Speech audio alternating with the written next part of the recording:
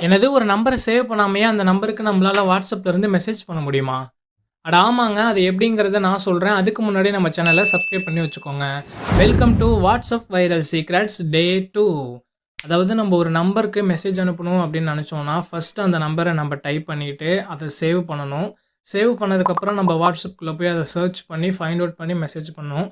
இதுக்கு ஒரு ஆல்டர்னேட்டிவான simple method நான் சொல்றேன். அது எப்படின்னா, ஃபர்ஸ்ட் உங்க WhatsApp ஓப்பன் பண்ணிக்கோங்க. நீங்க உங்களுக்கே சென்ட் பண்ணிப்போம் இல்லையா? Personal message. அத ஓப்பன் பண்ணிட்டு நீங்க நான் சொல்றத அப்படியே டைப் பண்ணிக்கோங்க.